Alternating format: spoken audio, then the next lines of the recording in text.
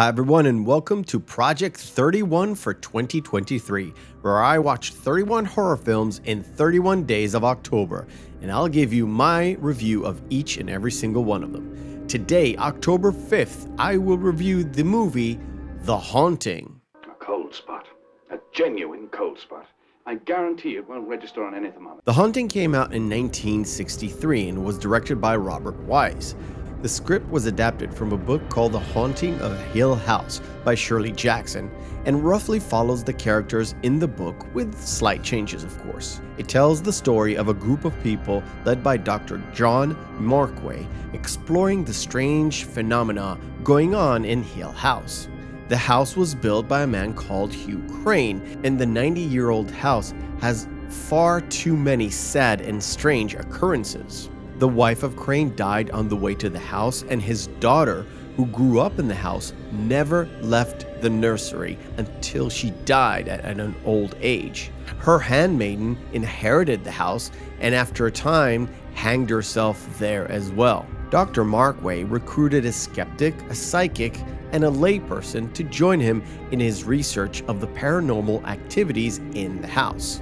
Eleanor, who's the layperson, just recently buried her own mother and was eager to find new experiences, and despite her being the most unstable of the bunch, she is the one most taken with the house. The strange occurrences keep happening, but it starts with Eleanor and Theodora, the psychic, and it continues the next night with the entire group as they explore the house room by room and encounter more and more strange phenomena. The problem becomes more apparent as Eleanor descends even more into her own madness.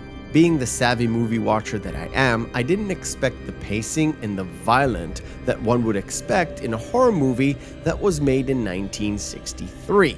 On our show, we covered a few films from that era by Alfred Hitchcock, the horror master himself, and he builds his horror through tension rather than just cheap jump scares. It is mostly the same with this movie as well. The tension and the drama comes from the performances of the actors, and it is helped by the haunting score and a few sound effects when the supposed haunting actually begin at night. Dr. Markway seemed to be stuck between his own fascination with the paranormal and the real world screaming at him, telling him that this is a fool's errand.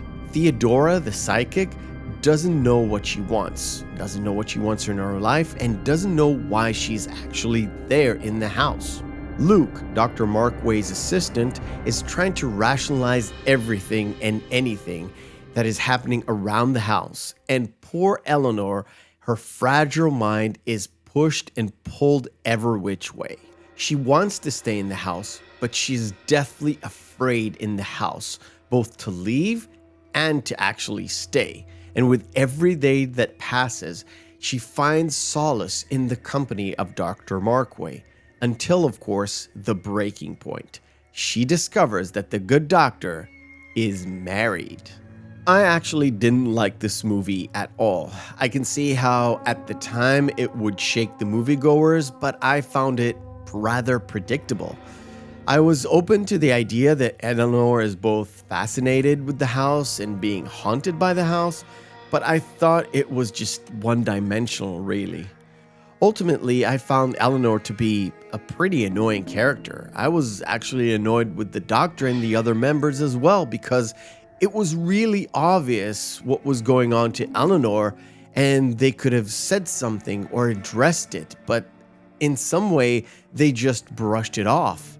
Especially at the point where Eleanor just broke out dancing in front of the statue in the courtyard, and nobody mentions it, and nobody says how weird it is or mentions it to Eleanor, how a timid little lady suddenly hums a tune and starts dancing.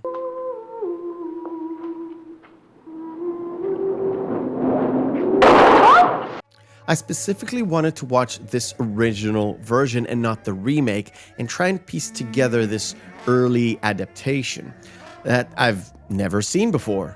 And I wanted to see if it holds up to the early horror films of its contemporary, mainly Hitchcock. It does not. Sadly, It does not, and I really can't recommend this movie as a good, solid horror movie for the spooky season. I thank you for watching. If you happen to watch this movie not on the Halloween season, please check out my other movie reviews or our show, The Real McCoy Podcast, where we dive much deeper into movies.